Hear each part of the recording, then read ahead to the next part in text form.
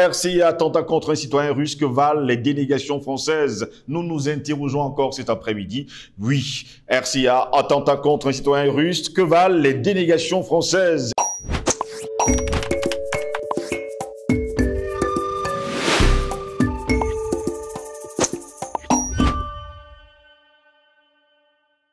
Qu'il est bon de vous retrouver tous les jours sur Panafricaniste TV, la chaîne de télévision des panafricanistes, c'est votre chaîne de télévision qui vous apporte le meilleur de l'information sur un plateau d'or. Bienvenue à toutes et à tous à cette autre édition de Parole panafricaniste. Eh bien, mesdames, messieurs, Evgeny Prigojine a assuré avoir lancé une procédure en Russie afin de déclarer la France comme État soutien du terrorisme. L'accusation est particulièrement sérieuse. Evgeny Prigojine, le chef du groupe paramilitaire russe Wagner, a accusé donc la France après une attaque au colis piégé en Centrafrique qui a grièvement blessé un représentant de Moscou en Centrafrique où sont déployés actuellement des combattants de Wagner. Vendredi dernier, Dimitri Siti, il faut le préciser, un représentant de la Russie en Centrafrique a été blessé vendredi par l'explosion d'un colis piégé. Le chef de la mission russe, le centre culturel d'ailleurs, a reçu vendredi un colis anonyme, l'a ouvert et une explosion s'est produite, a indiqué le service de presse de l'ambassade russe, précisant que ce responsable, Dimitri Siti, était hospitalisé avec des blessures sérieuses. Selon Evgeny Prigojine, Dimitri Siti, ayant, avant de perdre connaissance, avait lu une note accompagnant le colis qui disait « C'est pour toi de la part de tous les Français, les Russes ficheront le camp d'Afrique. Nous ne devons pas montrer de la peur face aux terroristes. Ils n'attendent que cela », a-t-il affirmé, tout en appelant à renforcer la sécurité de la mission diplomatique russe en Centrafrique. Voilà pourquoi nous nous interrogeons ce matin. RCA, attentat contre un citoyen russe, que valent les dénégations françaises? Et pour répondre à nos questions, nous sommes avec le président Badakani avec nous cet après-midi. Président Badakani, bon après-midi, bienvenue à vous. Merci mon cher Jocelyn, j'espère que vous allez bien. Je salue tous ceux qui sont attachés à notre chaîne, web chaîne comme on appelle. Oui. Je voudrais les saluer et les remercier pour la constance du soutien et la foi dans ce que nous faisons. C'est pour l'Afrique. Et les choses avancent bien. La dynamique est dialectique, c'est-à-dire contradictoire, mais la tendance majoritaire est de notre côté. Absolument. Et il faut être très fier du travail qui a été fait parce que sur le plan historique, après la guerre d'Algérie et la guerre d'indépendance qu'il y a eu au Cameroun, dans une certaine mesure, la lutte contre l'apartheid, qui a été dans l'issue, a été victime des manœuvres des mondialistes qui ont eu raison de Mandela à un certain moment de sa trajectoire. On peut dire sans douter que le mouvement panafricaniste que nous avons lancé, initié, est le mouvement le plus puissant depuis les années 50 et qui a des résultats palpants, tangibles que tout le monde voit. Exact. Nous ne demandons pas beaucoup en parler parce que nous sommes humbles, c'est-à-dire que nous sommes bien conscients que c'est comme nous sommes des hommes de foi, que c'est grâce au vrai Dieu et que c'est la continuité des combats qui nous ont précédés. Nous sommes les héritiers d'une geste historique multimillénaire de combattants qui nous ont laissé un patrimoine spirituel, émotionnel, historique, stratégique, tactique, dans lequel nous puisons, n'est-ce pas, pour mener le combat. C'est pour ça qu'il faut rester humble. Mais il faut rappeler ça de temps en temps parce qu'il y a beaucoup de faussaires maintenant qui se font appeler panafricanistes et qui prennent des initiatives de gauche à droite, soutenues par nos ennemis, pour faire de la confusion et de la diversion. Nous sommes au-dessus de tout ça et nous savons neutraliser ça. Merci de m'avoir invité.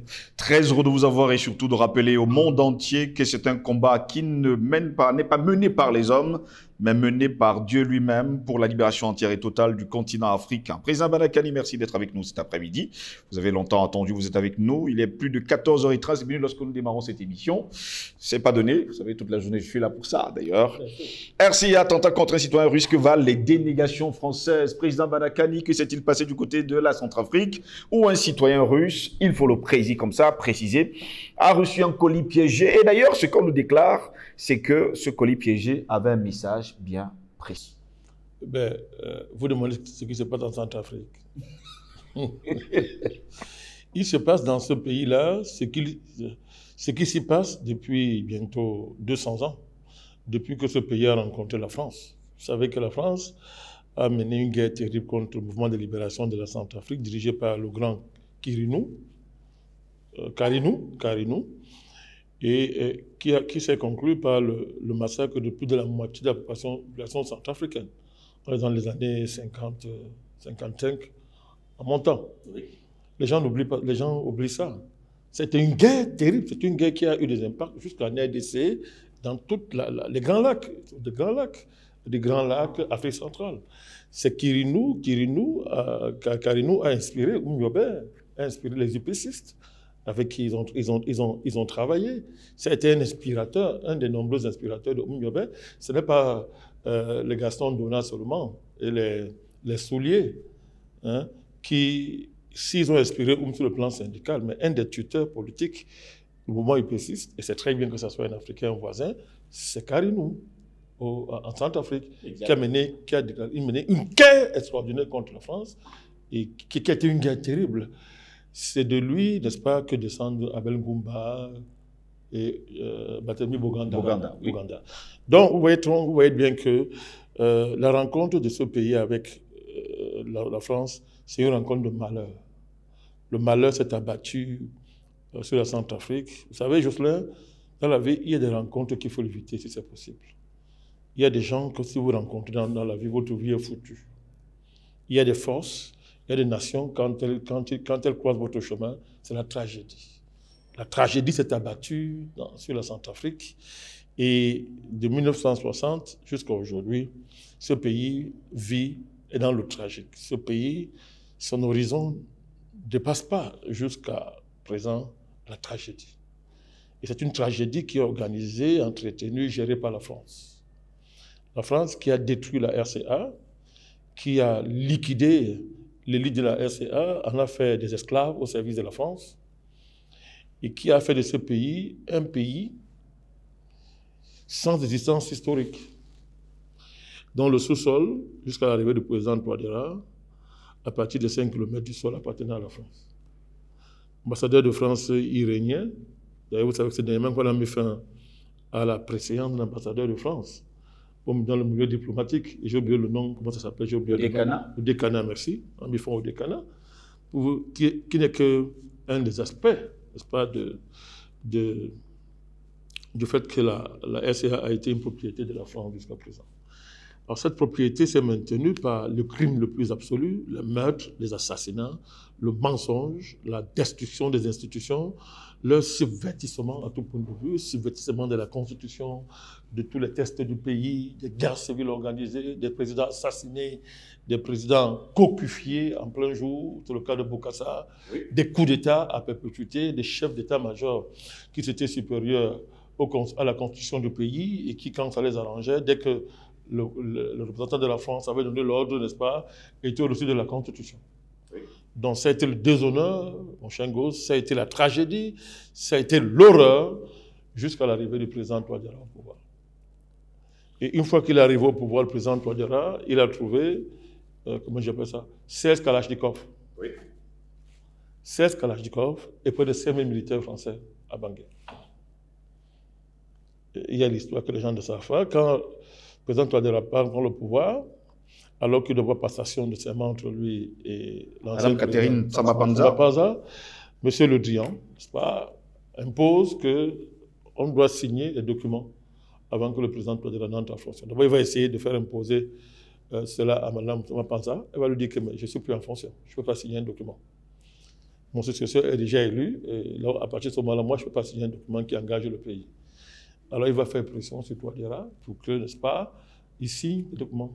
Quels sont ces documents? La reconduction des accords les plus humiliants qu'on ait jamais imposés à un pays sur cette terre. Et évidemment, le président Touadéra va dire qu'il ne le signe pas et ces malheurs vont commencer. Donc, la Centrafrique est en guerre contre la France. La France a déclaré la guerre à la Centrafrique à cause de la richesse de ce pays. Et donc, pour remporter cette guerre, il faut effacer la mémoire de la Centrafrique, il faut vampiriser ces populations, il faut les esserveiller à tout point de vue et faire émerger une élite corrompue, irresponsable et n'ayant pas de conviction, tous vassalisés par la France. C'est ce à quoi a fait le président Touadéra. Et d'ailleurs, un des épisodes majeurs de cette situation, ça a été le débat sur la réécriture de la Constitution. Subitement, la Constitution devient sacrée pour ceux qui ont passé le temps à détruire la Constitution en Centrafrique, qui ne l'ont jamais respectée, qui en faisaient un papier hygiénique jetable après usage. Tout cette groupuscule de mafieux et de bandits regroupés autour de la CPC et des prétendues coalitions de l'opposition sont des gens qui ont découvert la valeur de la Constitution que lorsqu'il a fallu la réécrire. C'est terrible. Ce n'est pas à vous que je vais apprendre toute l'histoire de la RCA, qui n'est qu'une succession de coups d'État et de guerres civiles. Pourtant, il y a des constitutions. La question fondamentale est de savoir pourquoi les constitutions n'ont jamais empêché les guerres civiles et les coups d'État. Pourquoi les constitutions n'ont jamais empêché un chef d'État-major manipulé par la France de renverser un président, quitte à l'assassiner. C'était le cas de Jean Bodel Bokassa jusqu'à Bozizé, en passant par Columba, dans ce pays-là. Mon cher gosse. Où était la sacralité de la Constitution? Maintenant, arrive au pouvoir quelqu'un qui a hérité d'une Constitution de transition, comme ces différentes articulations l'ont démontré.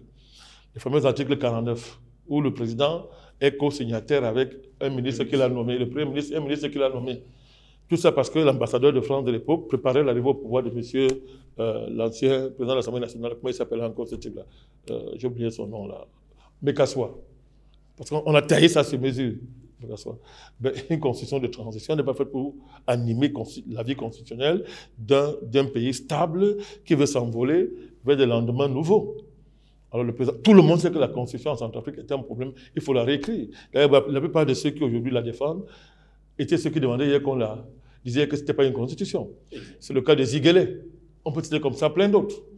Donc, c'est ça. Donc, alors, la France, a préparé le terrain de ce qui se passe là. Parce que pour bien comprendre la situation, il ne faut pas s'attarder sur un fait isolé.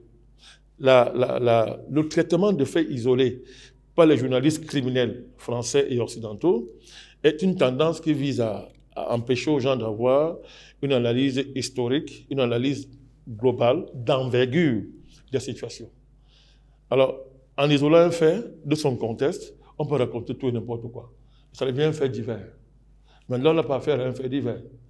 La tentative d'assassinat du représentant, du dirigeant de la maison de Russie en Centrafrique, je crois que c'est Dimitri Siti, n'est pas un fait à isoler du contexte global, général, qui prévaut en Centrafrique actuellement. Donc, l'épisode la plus récente et la plus marquante, ça a été la guerre entre le président Touadéra et la fameuse présidente de la Cour constitutionnelle. Elle, depuis son père, tout le monde sait que c'est une agente de la France. C'est une famille qui travaille pour la France. Du moins, à partir de son père elle-même. Je ne vais pas mélanger toute la famille dans cette affaire. Donc, madame, elle s'appelait qui? C'était quoi là? Elle s'appelait quoi? Vous voyez même que ce nom nous échappe parce que ce n'est pas bon de retenir des pareils noms. Cette dame-là, n'est-ce pas, a transformé la Cour constitutionnelle en un comité de base au service de la France. Elle a été instrumentalisée à un niveau jamais vu dans l'histoire. Oui. Au lieu de faire son travail de gestion et de sauvegarde de la constitutionnalité, elle est devenue une militante politique partisane au service des intérêts de la France. Alors, le président Touadéra, respectant la réglementation en vigueur, lui a demandé de prendre acte qu'elle a dépassé l'âge de la retraite et qu'elle doit aller en retraite. Terminé. Et à partir de ce moment-là, elle perdait de fait ses fonctions à la Cour constitutionnelle. N'empêche tous les charabia que des soi-disant analystes constitutionnels veulent raconter. Le président Touadéra, jusqu'à présent, n'a violé aucune loi. Il n'a violé aucune loi et il reste dans la légalité républicaine. Donc, mais évidemment, la France a, dans sa pure stratégie machiavélique, a dramatisé cette affaire de réécriture de la Constitution. Pourquoi, mon cher gosse? Parce que avant le crime, comme dans la préhistoire et dans l'histoire, chaque fois que le colonisateur, comme ce chasseur de la préhistoire, chaque fois qu'il veut, comment on dit ça, chaque fois qu'il veut abattre une nation, chaque fois qu'il veut détruire, envahir un territoire, il doit précéder ça d'une campagne extraordinaire on appelle ça, de justification du crime. Oui. Il doit légitimer le crime. mon cher Jocelyn. Et il fallait donc que la France et ses amis de la communauté internationale de bandits légitiment leurs crimes. Qu'est-ce qu'il faut faire? Il faut diaboliser le président Touadéra. Il faut démontrer qu'il veut s'accrocher au pouvoir. Il veut, vous savez, la chanson honteuse qui est à la mode en Afrique, il s'oppose à la tenance, il a fait 2 mandats, il peut qu'il parte, des bêtises comme ça. Les mêmes gens ne posent jamais la question de savoir pourquoi la France a mis près de 300 ans en Centrafrique, à y foutre, n'est-ce pas, l'horreur absolue. Donc, on a dit que c'est une affaire, il veut rester au pouvoir, il veut confisquer le mandat, et des domestiques de la France se présentent comme étant des démocrates. Ils vivent 2 jours en Centrafrique, ils vivent toute l'année en France, à Paris. Ils viennent seulement à Centrafrique quand il y a les élections, quand les élections approchent. Quand les élections finissent, ils prennent l'avion, ils retournent à Paris, qui est le vrai pays. Et ils parlent d'alternance et de démocratie. On l'a diabolisé. Président Touadéra, la meilleure façon de le diaboliser, ça a été justement de dramatiser la guerre qu'il y a eu entre lui et la présidente président de la Cour constitutionnelle. Daniel Darlan, merci de l'appeler. Daniel Darlan. Alors maintenant, il fallait démontrer que l'entreprise de réécriture de la Constitution n'est qu'une entreprise de confiscation du pouvoir. Et à partir de là, la communauté internationale autoproclamée et la France est dans un rôle de salubrité publique internationale. Il faut donc débarrasser la Centrafrique du virus dictateur qu'on appelle Touadéra. Il faut sauver la Centrafrique parce que les droits de l'homme ont disparu en Centrafrique. Il faut sauver la Centrafrique du drame extraordinaire qui l'a frappé, à savoir l'arrivée de Touadéra au pouvoir. Et comme d'habitude, dans le rôle de sauveur, c'est la France et l'Occident. Bon, voilà la situation. Et évidemment, les Russes payent parce que, évidemment, ce sont les Russes, n'est-ce pas, qui sont dans la stratégie de diversification des partenariats qu'a initié le président Touadéra. Les Russes sont le partenaire actuel qui, n'est-ce pas, qui est aux côtés de la Centrafrique pour redonner à la Centrafrique une capacité militaire qui permet de relever les défis du pays. Et ça marche. Et la France doit jurer, c'est normal. On est en pleine guerre froide en Centrafrique. C'est la guerre froide. D'un côté, l'Occident. En première ligne en France, la grande perdante, et d'un côté, n'est-ce pas, Touadéra et les patriotes centrafricains. Voilà le décor. Il n'y a pas 2 décors, c'est le seul décor qui explique la situation en Centrafrique. Et à partir de là, les choses sont claires. Vous comprenez très bien qu'il y a intérêt à poser ce genre d'acte, qu'il ne faut pas séparer de l'acte de guerre qui était posé à Bossangwa, avec cet avion furtif qui a bombardé un camp militaire. C'est un acte de guerre. Nous savons aujourd'hui que c'est la France qui a géré cet acte de guerre. C'est connu maintenant, c'est arrêté, le débat est clos à ce niveau. C'est la France. Évidemment, en complicité avec son ami de l'OTAN américain. Elle a voulu créer une guerre entre le Tchad, la Centrafrique et ses pays voisins, dans une dynamique d'ukrainisation de la sous-région. Parce qu'il faut savoir très bien que ce que vous vivez en Ukraine, quand on vit en Ukraine, est une stratégie de l'OTAN, dont de la France, pour créer un contexte global géopolitique dans le monde qui permette à l'Occident d'éviter sa chute. Quand je parle de l'Occident, je parle des États-Unis. Donc la France n'hésite pas à reprendre ça dans son, entre guillemets, son précaré qu'elle est en train de perdre, de reprendre ce type de situation pour créer des situations de chaos. Et quand tu as le chaos, évidemment, à qui ça profite? Ça profite à la France. Mais très bien, puisque vous ne savez pas gérer le chaos. C'est eux qui savent gérer le chaos, avec ce que cela suppose. N'est-ce pas? Donc, c'est de cela qu'il s'agit. Donc, à partir du moment où le président Touadéra a commis le crime des crimes, à savoir diversifier les partenariats, dans la mesure où tout ce qu'il a demandé à la France a été incapable de lui donner. Il a demandé à la France de respecter même ses moindres accords qu'elle a elle-même signés. La France n'a pas respecté. C'est vers la France que le président Touadéra s'est tourné pour poser le problème de la situation de l'armée centrafricaine. La France a dit OK, on va commencer. Vous savez comment elle a commencé à entraîner les militaires centrafricains pour mettre l'armée debout? Ne riez pas, hein. Ça avait les fusils de bois. Non, c'est sérieux, hein. Ça avait les fusils de bois. Est-ce que vous vous rendez compte à quelle mesure ce pays est maudit et est cynique? C'est-à-dire quand Touadéra se tourne vers la France pour poser le problème de l'armée, la France lui dit OK, on va commencer à le faire. Donc, le moyen pour entraîner l'armée centrafricaine, pour réarmer cette armée, ça a été commencer à lui fournir le fusil de bois, pendant que les rebelles avaient des armes de dernière catégorie, dernier cri, évidemment livrées par la France. à travers toutes sortes de voies déguisées. Donc, voilà, le président, devant face à ça, s'est tourné vers le partenaire russe, qui est un partenaire historique du pays. Ce n'est pas avec Touadéra que la Russie Ça a commencé en Centrafrique, oui. qui est un partenaire historique. Et la Russie, comme d'habitude, n'est-ce pas, a compris les enjeux, a compris, a respecté le pays, s'est engagé aux côtés de la Centrafrique, avec les résultats que nous savons. Aujourd'hui, c'est pratiquement tout le territoire qui est pacifié, même s'il y a des poches de résistance, mais pratiquement tout le territoire qui est pacifié. L'armée du pays est debout. C'est intolérable pour la France et la communauté internationale. C'est inacceptable. La France va commencer par imposer un embargo. Vous connaissez l'histoire à l'ONU, à l'armée centrafricaine, pendant que les rebelles s'armaient, étaient surarmés jusqu'à l'arrivée des Russes, mon cher Jocelyn.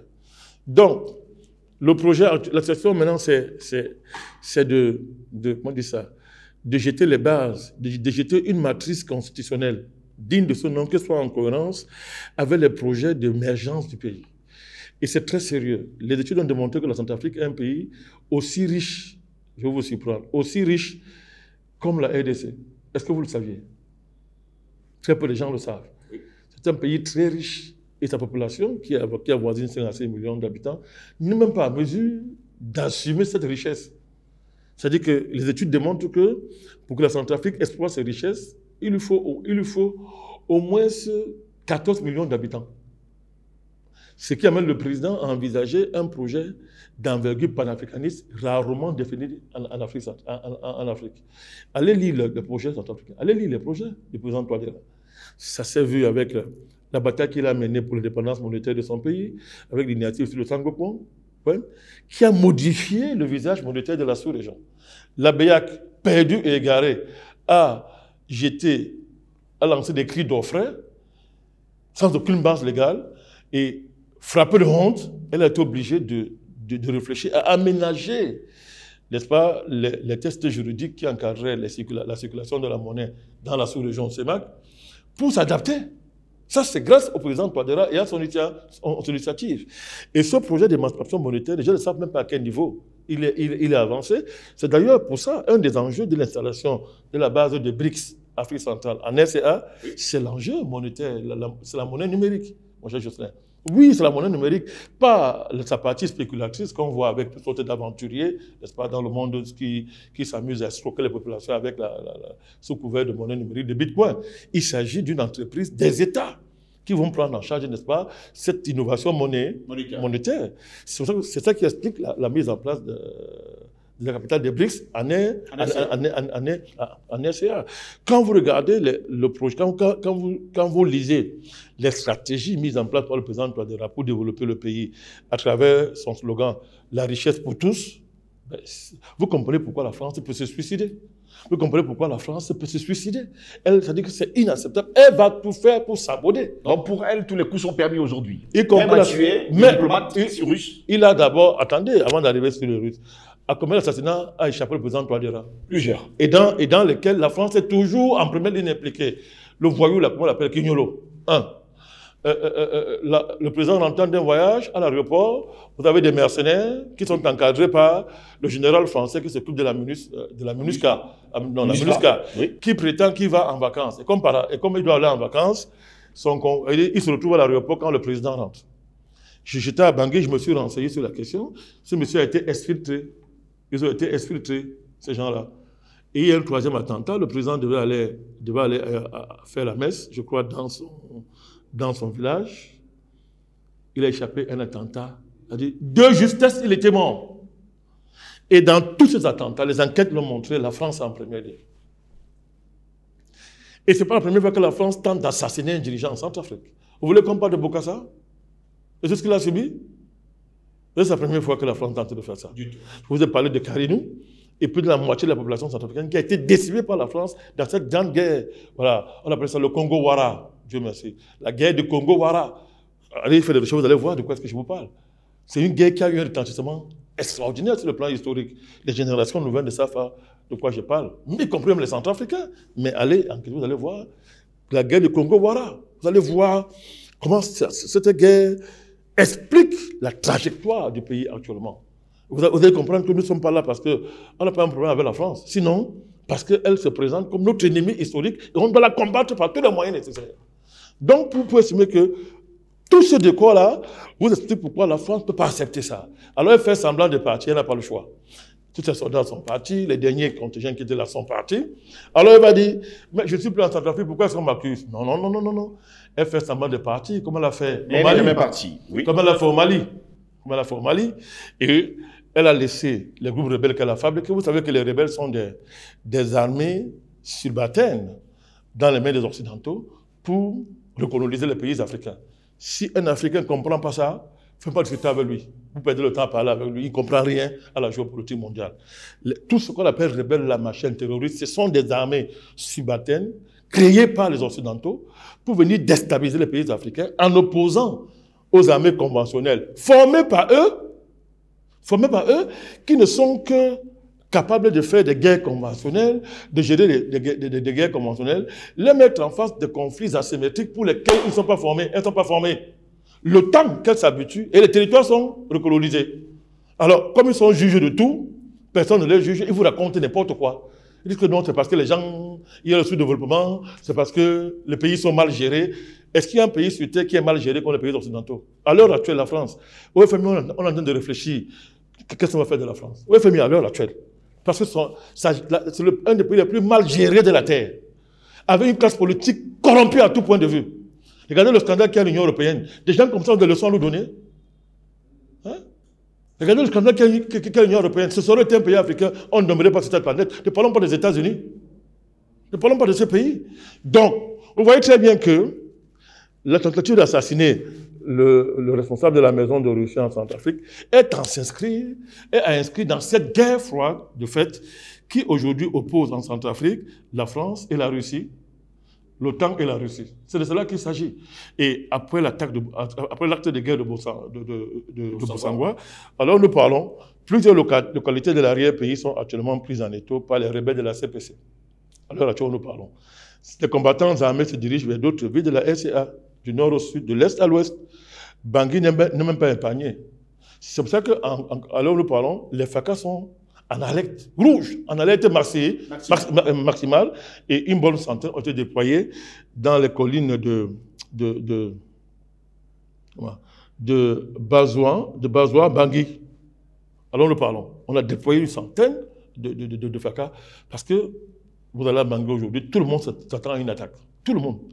Parce qu'ayant perdu la guerre politique, il reste la guerre militaire. Donc toute la Centrafrique est sur le pied des guerres aujourd'hui. Il se prépare, il n'est pas naïf, il sait. Il connaît les méthodes de la France et des Occidentaux. La semaine dernière, on a enregistré au moins 5 affrontements armés dans le centre et le nord du pays, notamment dans la Haute-Koto, comme Koto ici chez nous, et la Waka. Plusieurs localités du nord-ouest, du nord-ouest, du nord-est et du centre sont encerclées par les rebelles de la CPC, à l'image de Bouya, Batangafo et bientôt Kaga Bandoro. Et un ensemble d'indicateurs montre que la France, avant de partir, a livré près de 400 pick-up neufs pour le transport des rebelles de la CPC vers la capitale. Donc, vous voyez très bien que... Si 400 pick-up neufs. Oui. Si vous parlez, si vous vous attardez seulement sur ce qui est arrivé à notre ami Dimitri Siti, et que vous isolez ça, vous comprenez pas ce qui se passe. On est dans une stratégie de guerre mise en place par la France. Elle dit, avant de partir, je me battrai. Je ne me laisserai pas faire. Et elle compte sur une culture qu'elle a installée depuis des siècles, sur des alliés locaux, des Français à la peau noire, qu'elle a fabriqués en SCA, qui sont très nombreux. Elle compte sur ces gens, parce que ces gens-là aussi jouent leur bateau. Donc, ils sont prêts à tout, parce que c'est eux ou toi des rats. Donc, ces gens-là, avec l'habitude qu'ils ont prise de faire des guerres, de se battre, avec la vieille organisation rebelle qui est dans le pays, sont capables de lancer de temps en temps des attaques sporadiques, de s'aimer l'insécurité. La France compte sur ça pour espérer imposer une négociation. C'est de cela qu'il s'agit. Parce qu'aujourd'hui, dans le rapport de force, elle sait très bien que... Elle a perdu. Elle a perdu. Sinon, elle ne serait pas partie de Centrafrique. Elle joue sa survie, finalement. Je ne sais pas si il faut parler de survie, parce que le départ de la France en Centrafrique, les gens n'imaginent même pas. C'est l'une des défaites les plus retentissantes de la France. C'est même pire que d'un bien fou. D'un bien fou, vous vous rappelez, je crois, dans les années 45 en montant, je crois, en Indochine. Oui. La défaite de la France en Indochine a été le déclencheur, ça a été une situation emblématique qui a, on peut le dire, déclenché les mouvements de décolonisation aussi. C'est un des déclencheurs. Cette défaite a eu un retentissement et a dit que mais la fameuse invincibilité occidentale et française n'était qu'un mythe. Et les populations locales qui subissaient la colonisation se sont dit, mais tout est possible. C'est pour ça qu'il y a eu, dans l'histoire de la décolonisation, la défaite de la France en Indochine est fondateur. La défaite de la France en NCA, on peut le comparer à ce qui s'est passé à Dien Bien Phu. Je vous dis, on peut le comparer. Mais avec le contrôle exercé sur les médias dans le monde par les mondialistes, et les mondialistes français, dont le petit garçon de l'Élysée, avec ce contrôle-là, vous comprenez qu'on minorise, n'est-ce pas, on minore l'événement historique. Parce qu'il faut tout faire pour ne pas humilier la France. Mais c'est terminé. C'est terminé. Ce qui se passe en Centrafrique, au Mali, les Africains ne mesurent même pas les enjeux. Tellement nous sommes des Français qui s'ignorent. C'est très grave, c'est fort ce qui est en train de se passer. Si on prend seulement le cas centrafricain et le cas malien. Donc, mais la France ne peut pas le laisser faire. Pour devenir crédible, la France doit assassiner Touadéra, au moins. Assassiner Assimi Goïta, au moins. Pour donner du courage à ses agents locaux, aux Africains français, qui se rendent compte que notre parrain ne vaut plus rien, il ne pèse plus. C'est ça l'enjeu, Jocelyn Gosse. C'est ça l'enjeu sur le plan géopolitique. C'est pour ça que la France ne cessera pas de harceler le président Touadéra, de tout faire pour l'avoir. C'est de cela qu'il s'agit. Et il faut inscrire ça, n'est-ce pas? Il faut inscrire cette attaque-là, ce colis piégé, dans cet environnement-là. Sinon, on ne le comprend pas. D'ailleurs, les Russes l'ont bien compris. Quand vous suivez le communiqué du ministre des Affaires étrangères, du ministère des Affaires étrangères russe, la sortie du responsable de Wagner, qu'on a diabolisé, c'est le pire mercenaire qui existe. Parce que les Occidentaux ont des mercenaires, c'est légal, c'est normal. Ils peuvent pas avoir des mercenaires mauvais, parce qu'ils sont bons. Ils ne font que du bien dans le monde, depuis qu'ils sont là, et que tout ce qu'ils font vient de Dieu directement. Mais, évidemment, Wagner ne peut être que du diable. Wagner ne peut être que le démon. Donc, du matin, midi, soir, on le diabolise Wagner, alors que plus mercenaire que la France, il n'y en a pas. Il n'y en a pas. La Légion française, c'est quoi? Ce n'est pas une armée de mercenaires. La France, ce n'est pas un pays mercenaire. Toute l'histoire de la France, c'est quoi? Ce n'est pas du mercenariat, l'histoire de la France. Donc vous voyez que, alors aujourd'hui, on diabolise Wagner pour que moi et vous, on n'aime pas le courage de prononcer ce nom. C'est-à-dire que quand tu veux parler de ça, tu réfléchis 2 ou 3 fois. Wagner, pardon, Wagner. Mais Wagner est une entreprise militaire privée normale, comme il existe des centaines de milliers, des centaines dans le monde, créées par les Occidentaux. Pourquoi eux, ils ont le droit de faire ça? Et toi, n'a pas ce droit. Pourquoi les Russes n'ont pas le droit de faire ce que les Occidentaux font? Sur la base de quoi? Parce que les Occidentaux sont les qui? Ils sont quoi? Ils ont 6 pieds. On est dans un monde bizarre. Sinon, je l'ai déjà dit plusieurs fois, des dirigeants sérieux qui ont du respect pour l'humanité ne peuvent pas s'asseoir avec des voyous comme Macron, avec les corrompus de l'Union européenne, avec le CENI de Washington. On ne s'assierait pas avec les gens comme ça. C'est qu'on est dans un contexte tellement complexe. Il faut gérer ces complicités-là. Mais on sait très bien que ces gens-là, ils n'ont d'humain que leur apparence. Tellement les actes qu'ils posent sont inhumains, ne sont pas à classer dans le registre de l'humanité. C'est connu, c'est affirmé, ils ne s'en cachent même plus. Mais c'est nous qui cherchons toujours à nous convaincre. Nous voulons nous convaincre que non, vraiment, ce sont des humains. Parce que si nous admettons qu'ils sont ce qu'ils sont, beaucoup de gens vont perdre leurs intérêts. Beaucoup de classes historiques, des classes sociales, des classes politiques, des classes religieuses ont bâti leur intérêt sur la trahison de l'Afrique et la collaboration, entre guillemets, avec l'Occident. Donc, admettre que l'Occident était l'horreur, c'est l'horreur, et que ça n'a rien d'humain. Je dis les dirigeants, hein, je ne parle pas des peuples. Je parle des dirigeants, l'infrastructure étatique et toute leur histoire, depuis qu'on les a rencontrés, admettre que l'Occident, mais à la fin, l'Occident, ce n'est pas humain tout ce qu'on voit là, non seulement les guerres qu'ils ont créées, les armes qu'ils ont développées à un niveau jamais vu dans l'histoire, mais en plus maintenant, leur projet, qui ne cache même pas, l'Occident a un projet qui est clair, il n'est plus dans l'humanité, c'est lui qui le dit. Mais allez taper le site du forum de Davos, mais allez lire les projets de Klaus Schwab, nazi. Avec son ami Elon Musk. De père en fils, hein, en passant. nazi de père en fils. J'ai dit, allez lire. C'est que dit Klaus Schwab. Oh, mais c'est quoi le forum de Davos? C'est l'endroit où se rencontrent tous les milliardaires de cette terre. Et tous les chefs de multinationaux. Ben, allez voir leur projet. On ne cache même plus. Mais les Africains refusent de voir ça. Refusent d'accepter. Pourquoi? Parce qu'ils ont peur d'eux-mêmes. Parce qu'en fait, l'Occident est au-dedans de nous. Jocelyn Goss. L'Occident est à l'intérieur de nous. C'est ça le problème. Et les gens ne veulent pas voir la vérité. On préfère la posture de l'autruche. Jeter la tête dans le sol, dans le sable, pour ne pas voir. Mais on est les champions à tirer sur nos dirigeants. On est les champions à tirer sur nous. Les afrocentristes attaquent les panafricanistes. Les Kémites attaquent, non, ceux-là, ils ne sont pas les panafricanistes. Il ne faut pas se mêler de ce combat. C'est-à-dire qu'ils ne sont même pas nos frères, parce qu'ils croient en Jésus. D'autres croient en Allah. Ça, on est très fort. Mais regardez l'Occident qui est au-dedans de nous pour l'extirper. On fait la politique de l'autruche. C'est ce qui est en train de se passer. Sinon, aujourd'hui, comme je suis en train de vous dire, les choses sont tellement claires.